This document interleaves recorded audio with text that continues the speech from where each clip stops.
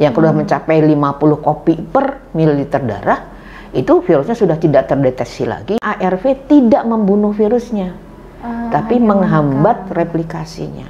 Kalau kita misalnya punya perilaku berisiko, ya perilaku berisiko itu sebaiknya memang lebih cepat dites. Kadang-kala kita ketemunya justru pada anak-anak, jadi kita dapat paket komplit. Ibu, bapak, anak. Anak-anak dengan HIV positif itu jadi meninggalnya lebih awal. Mereka boleh menikah, boleh punya anak juga, gitu kan?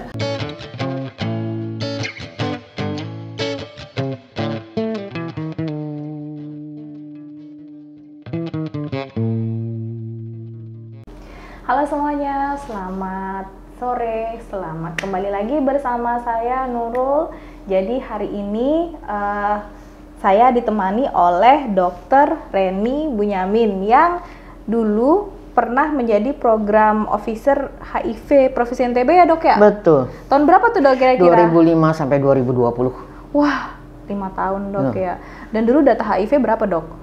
Dulu masih sedikit ya, dari yang cuman belasan gitu. Sekarang kan udah ribuan. Banyak dok. banget. Nah ini serem banget ya. Jadi hari ini kita mau bahas tentang HIV nih. Saya sempat berpikir, seserem apa sih HIV itu? Nah kan, ternyata nih dok, data ini saya dapetnya data 2022 malahan dok ya. Jadi HIV atau ODA di Indonesia itu mencapai 5.019.158 orang. Tahun lalu, belum lagi tambahannya sekarang. Nah itu dia dok. Dan yang agak mengkhawatirkan saya nih secara pribadi, ini 1.118-nya itu anak-anak dok. Betul. Ya, kayaknya kasihan gitu dok ya. Padahal kita tahu bahwa HIV ini kan tertularnya salah satunya melalui hubungan seksual dan salah satunya melalui jarum suntik ya dok ya. Betul. Nah anak-anak ini kan belum itu tiba-tiba sudah kena. Nah ternyata usut punya usut bahwa ini diturunkan dari orang tua yang mengidap HIV.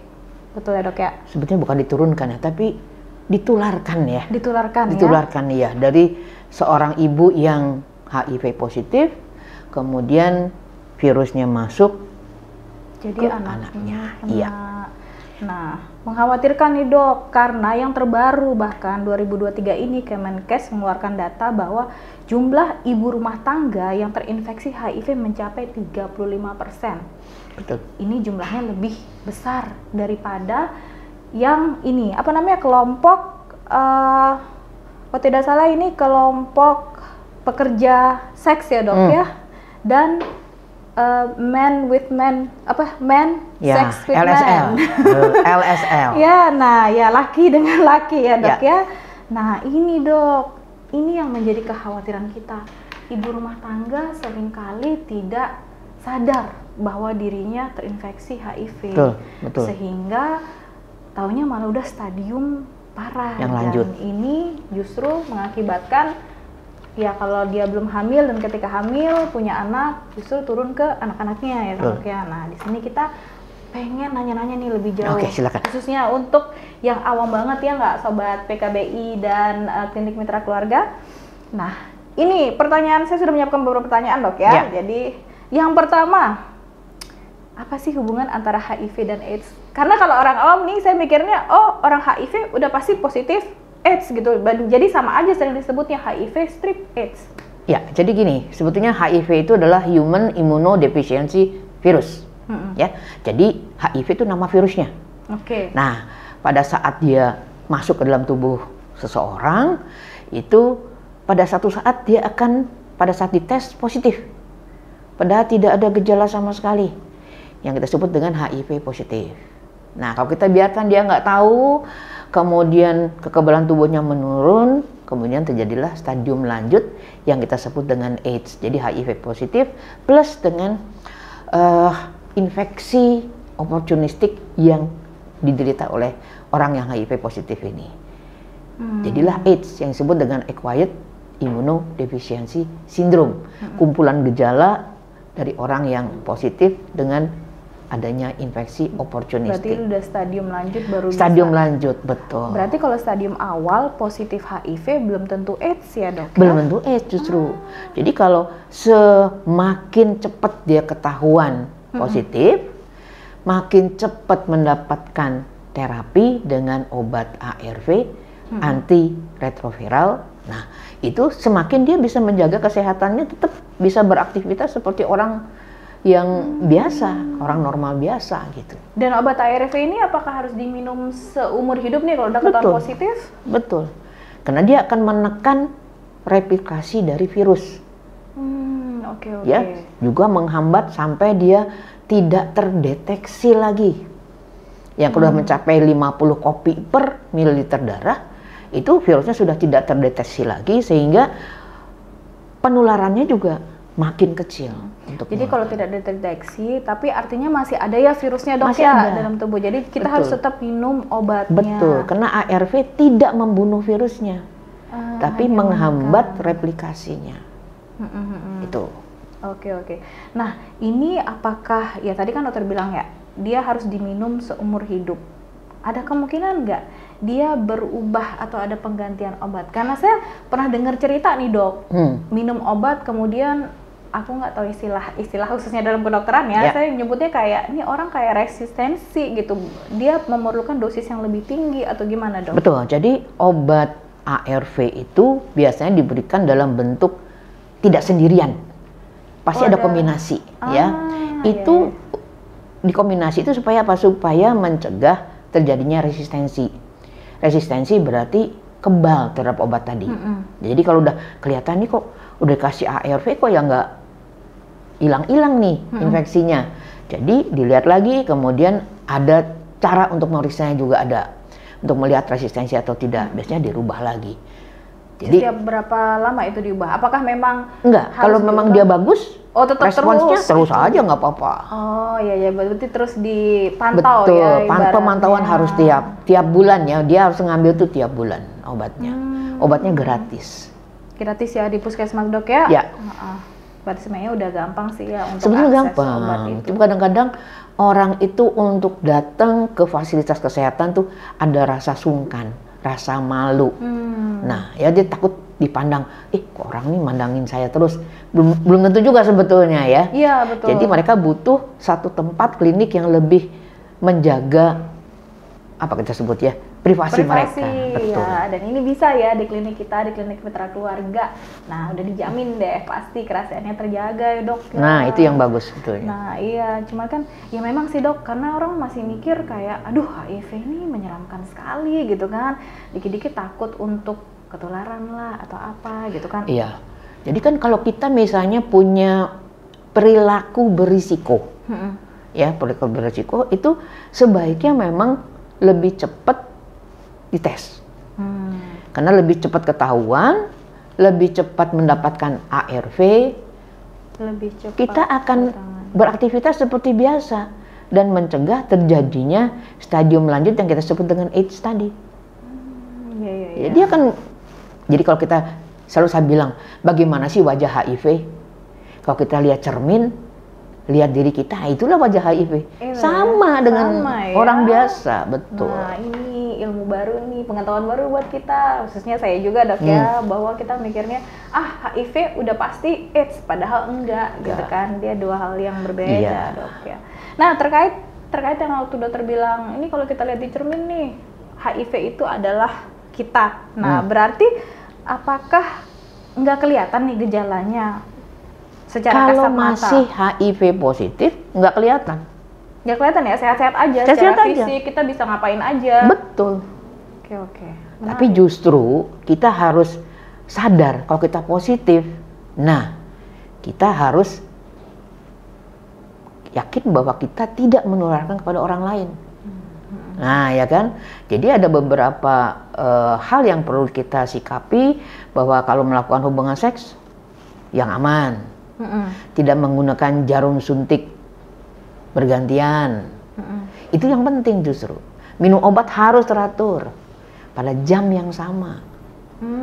Jadi dia nggak boleh sekarang siang, besok sore. Jangan. Nggak boleh ya. Itu dari hal-hal kecil ya.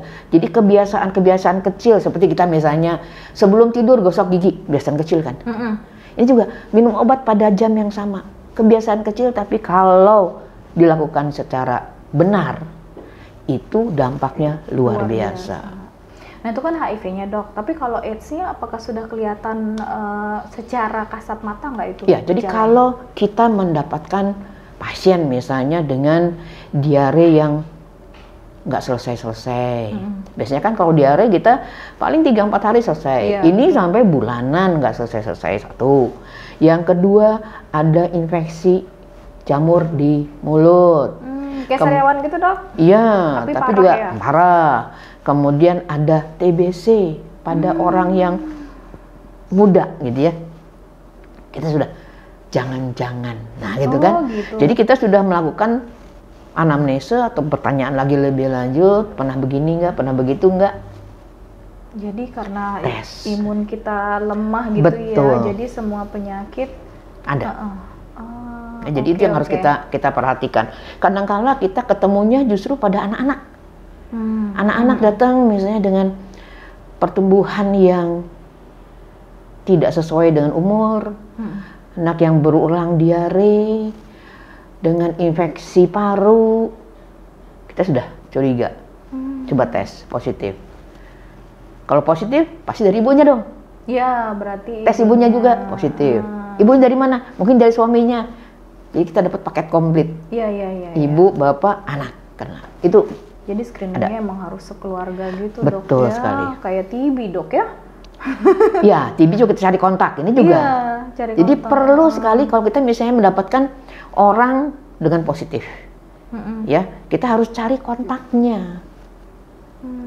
Dan anak-anak ini apa dia minum obat ARV juga? Obatnya sama? Ada obat untuk anak-anak ya. ARV untuk anak-anak ada. Oh, itu sudah ada ya dok? Iya. Ada.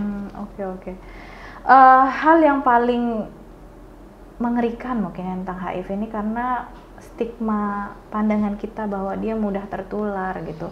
Tempo hari saya sempat nonton sedikit video atau iklan gitu kan ya di medsos gitu kan, bahwa ada anak-anak, sekumpulan anak-anak yang positif HIV dikucilkan gitu kan, sampai diusir dari kampung, bahkan tinggal di yang tempat tidak layak lah seperti itu.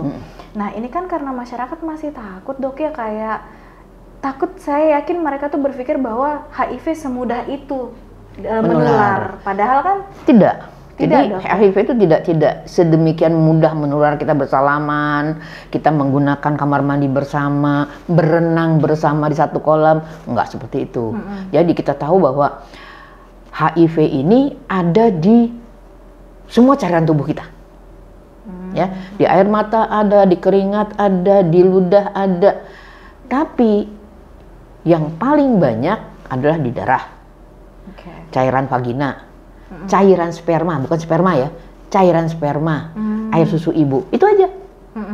Jadi kalau ada pertukaran cairan yang ini, baru terjadi kemungkinan tertular. Tapi itu harus ada luka dulu ya? Iya, hubungan seks misalnya, kalau hubungan seks biasanya ada ya, pasti luka ada kecil. Luka, ya. Yang kedua transfusi darah, karena bisa kan pasti penggunaan obat narkoba suntik, kemudian seks yang tidak aman, yang tidak terproteksi, itu bisa. Jadi kondom itu juga membantu sebenarnya, membantu dok, ya. Jadi kondom itu mencegah tidak 100%. Sekitar 50-75% mencegahnya, tapi daripada tidak, pakailah kondom. Iya. Betul. Oke, balik lagi ke saya prihatin sekali dengan kasus anak-anak sebenarnya, dok ya. Nah ini tadi kan dokter sudah bilang bahwa anak-anak ini kan dia membawa virus jadinya, dok ya, membawa virus dari orang tuanya. Nah gejala apa nih yang dialami oleh anak-anak selain misalnya tadi dokter bilang ya bahwa pertumbuhannya tidak maksimal pada anak normal pada umumnya gitu kan, dok ya. Nah, apalagi nih kelihatan yang lainnya? Ya, biasanya itu aja ya. Jadi dia sering sakit lah. Intinya sering sakit. Mudah sakit gitu, dok, ya? Ya, mudah sakit. Jadi kalau sudah diberikan ARV dengan benar, dengan dosis yang tepat, dia akan tumbuh seperti anak-anak biasa.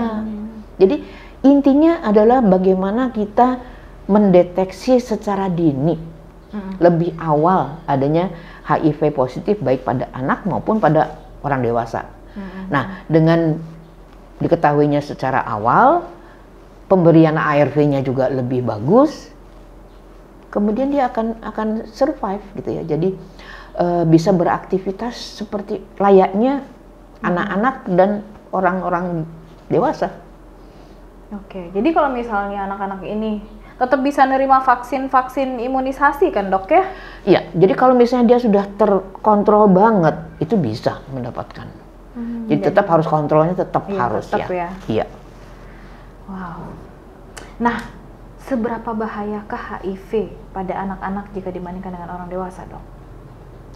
Anak-anak jelas lebih rentan ya, lebih rentan. Sehingga banyak anak-anak dengan HIV positif yang sudah mendapatkan ARV, yang sudah mendapatkan pengontrolan yang rutin, mudah sakit juga.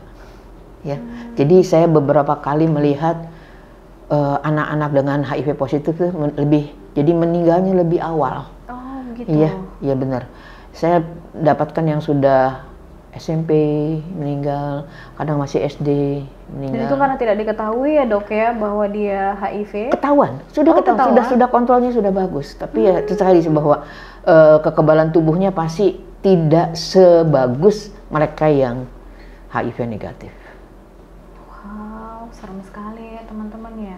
Jadi pembelajaran juga nih buat orang tua gitu kan dok ya, bahwa harus ya kita screening lah gitu ibaratnya. Betul, mereka yang sudah melakukan kegiatan beresiko screening tes sudah ya, lebih awal lebih bagus. Bagi mereka yang HIV positif boleh nikah nggak? Nah itu boleh nggak? Itu pertanyaan saya selanjutnya itu dok, apa boleh nih yang perlu dipersiapkan nih seorang kira boleh nggak nikah? Ya kan menikah hak semua orang. Iya dong. Boleh, mereka boleh menikah, boleh punya anak juga gitu kan. Nah tapi sebelum menikah yakinkan bahwa mereka betul-betul sudah mempunyai jumlah virus yang minim, yang kita sebut dengan viral load. Viral load itu kita lihat kalau dia sudah minim berarti dia menularkan kepada pasangannya itu resikonya kecil. Ya, dia dalam keadaan fit. Sehingga pada saat nanti mereka ingin punya anak, juga bisa mencari gimana masa subur si istri, kemudian dilakukan hubungan seksual tanpa pengaman boleh. Nah disitulah terjadi pembuahan dan hamil. Oh, dan itu nggak apa-apa tanpa pengaman ya? Nggak apa-apa. Karena tadi saya bilang tadi, viral load-nya yang kecil, tidak terdeteksi virusnya, maka resiko menularkannya lebih rendah, jauh lebih rendah. Dan banyak juga pasangan yang satu positif, satu negatif, tidak tertular. Mereka punya anak juga. Iya, dan saya pernah ngedapetin dok ya, kasus gitu. Bapaknya positif, ibunya positif, anaknya negatif. Iya bisa. Saya berpikir, loh bukannya udah pasti positif nih? Enggak. Ya, jadi kalau dua-duanya ini, ya dua-duanya dalam keadaan yang bagus, viral load-nya kecil, jadi pada saat hamil kemudian melahirkan nggak masalah. Bagi mereka yang tidak diketahui viral load-nya, kemudian tidak diketahui juga dia minum ARV-nya rutin apa enggak, biasanya lakukan sesar. Tapi pada saat orang itu ketahuan, oh ini dia minum obatnya rutin, viral load-nya bagus, melahirkan normal nggak masalah. Nggak masalah ya, dan anaknya belum tentu juga positif. Iya, pemberian ASI 6 bulan pertama kasih ASI saja, betul ASI penuh. Tidak boleh yang lain ya. Iya, ASI penuh. Tapi setelah 6 bulan langsung kasih MPASI. Itu. Tapi apalagi nih dok yang perlu dipersiapkan pengidap HIV ini sebelum hamil gitu ya. Selain semua itu kita sudah minum obat, kita sudah pastikan virusnya kecil gitu kan dok ya, apakah misalnya gaya hidup atau apakah harus makanan sehat dijaga banget seperti semua orang hamil begitu harus. Begitu ya perencanaan nih dok. Iya. Karena kan mengingat dia lebih rentan ya dok. Kita tuh ya untuk kita menjadi sehat 3 hal yang penting sudah. Makan minum, tidur, olahraga. Itu aja diulang-ulang. Kalau ini sudah bagus 3 ini sehat. Ditambah dengan obat kalau HIV. Dan selama hamil itu boleh ya konsumsi ARV ini aman? Boleh, justru itu boleh. Justru harus. Supaya viral load-nya si ibu itu, kalau ibunya positif, supaya rendah dia. banyak banget ya sebenarnya yang bisa kita pelajari ya dari sini ya, bahwa yang pertama kesempatan untuk memiliki anak yang negatif HIV dok ya, mungkin bisa dibilang cukup besar ya dok ya, kalau cukup besar, banyak kita kasus minum ARV secara rutin betul. ya, dan kita menjaga pola hidup kita gitu. Betul, banyak teman-teman yang HIV positif, ibunya, anak-anaknya negatif ya, dan tubuh bagus. Itu kita lihat, kalau kita lihat dan tahu riwayatnya gitu, bangga sama mereka. Ya, berarti HIV itu bisa terhenti di orang tuanya dok bisa. Ya? Karena yang namanya penyakit menular itu bisa dicegah kan? Iya betul. Bisa dicegah. Karena kemarin sempat ngobrol juga dengan Pak Dokter waktu itu sebelumnya, bahwa saya masih berasumsi bahwa HIV ini tidak ada obatnya gitu kan, mengerikan. Ternyata ada. Untuk menekan perbanyakan virus ya, replikasi itu perbanyakan virus. Dan kita masih bisa hidup normal bisa ya, dan bisa berdampingan dengan orang normal juga. Jadi teman-teman jangan takut, walaupun misalnya ada keluarga yang terkena HIV, jangan takut karena tidak semudah itu penularannya. Betul. Sudah pernah tes belum? HIV. Lagi. Karena saya tidak beresiko. Tapi kan kita tidak tahu kita ketularan dari mana. Ya kan kita harus tahu dok, pasangan kita beresiko enggak? Alhamdulillah selama ini setia dok ya, satu pasangan. Tapi saya akan coba itu, benar. Benar. Saya juga pengen tahu sih, jadi saya pernah tes dan negatif, kayaknya seneng banget gitu loh. Itu ya? Iya. Jadi kita bisa memberikan saran kepada orang lain bahwa tes HIV itu tidak seserem yang kita duga. Iya. Gitu. Kalau begitu teman-teman, yuk tes sama saya bareng. Berarti saya juga mau cobain, karena saya berpikir, oh yang beresiko aja nih, yang ganti-ganti pasangan, seperti gitu kan, yang paling awam dok ya, yang ganti-ganti pasangan. Sekarang gini, ibu hamil, kita nggak tahu kan dia beresiko tidak atau tidak, ya kan? Kita tuh ada pencegahan ABCD, malah saya tambahin E. Nah, kemarin saya baru tanya sampai ABCD, yang E apa dok? Edukasi kayak yang kita lakukan sekarang. Betul. Iya kan? Berarti 5 ya. Yang B-nya kan be faithful, bersetialah. Nah, kalau si ibunya yang setia, tapi suaminya kesana kemari, beresiko dong. Iya. Tapi dia tidak sadar. Betul ya. Iya kan? Nah. Tapi suami saya enggak dok. Makanya kenapa sekarang ibu hamil juga harus tes HIV. Oh itu wajib dok? Iya. Di puskesmas itu wajib? Biasanya ditawarkan. Tapi kalau ditawarkan orang pasti enggak saya nggak mau. Karena takut. Takut. Makanya udahlah nggak usah pakai tawaran. Tes aja. Lebih aman. Toh buat kepentingan mereka juga. Kalau saya gitu loh ya. Betul. Dan ini di puskesmas gratis loh sebenarnya. Gratis. Demi anak kita ya. Itu dia. PR besar nih dok. PR besar, betul. Jadi kalau ada temen yang hamil tanya, udah tes HIV belum sih? Nah, gitu dong tanya. Sifilis jelas ya. Sifilis sudah pasti dites. HIV harus. Sereman mana nih dok HIV dan sifilis? Kenapa? Sereman mana nih dok HIV dan sifilis? Sama-sama seremnya ya. Sama-sama ya. Sama seremnya. Karena sifilis pun dia membuat luka. Itu mempermudah masuknya virus. Luka gitu, sama. Oke. Nah terakhir nih dok ya. Apa nih sebagai dokter yang sudah lama berkecimpung di dunia per-HIV-an nih, apa yang bisa dilakukan seseorang untuk terhindar dari virus HIV dok? Yang pasti ABCD tadi. Ya kan? Edukasi. Ya, jadi ABCD, jadi A-nya adalah abstinen. Jadi tidak melakukan hubungan seks pada saat kita belum waktunya. Yang B, be faithful, setia pada pasangan yang juga setia sama kita. Ya kan? Yang C, kalau nggak bisa setia, pakai kondom. Aku ingat banget yang C. Dan yang keempat, no drugs. Jangan menggunakan obat-obatan, terutama yang pakai suntikan, gitu kan? Dan E-nya adalah edukasi. Siapa saja boleh melakukan edukasi. Betul. Ya? Jadi bukan cuma kita doang, siapapun yang dengar sekarang nih, sampaikan ilmu ini kepada mereka, pada tetangga, pada keluarga. Betul. Jadi teman-teman yang menonton ini juga bisa ngasih tahu nih ke semua. Mungkin kita sudah mulai bukan menormalisasi sebenarnya dok ya, tapi membuat orang-orang aware bahwa HIV ini bukan sesuatu yang harus dijauhi gitu, apalagi yang Betul. mengidap HIV. Jadi kita harus gandeng, ayo pengobatan gitu kan. Justru kalau ada keluarga yang terkena HIV, kita harus pastikan obatnya diminum, kita mendampingi gitu dok. Betul, ya. itu support ya Bang. Iya, sangat kita sangat harus sangat support. penting. Jadi jangan dijauhi gitu dok. Betul. Ya. Nah, dan mungkin poin penting yang bisa kita pelajari bahwa HIV itu penularannya tidak semudah yang kita bayangkan. Jadi kalaupun misalnya kadang-kadang kan teman-teman suka takut ya, aduh ketetes darah gitu misalnya dok ya kan, kadang-kadang kita suka lebay kan dok.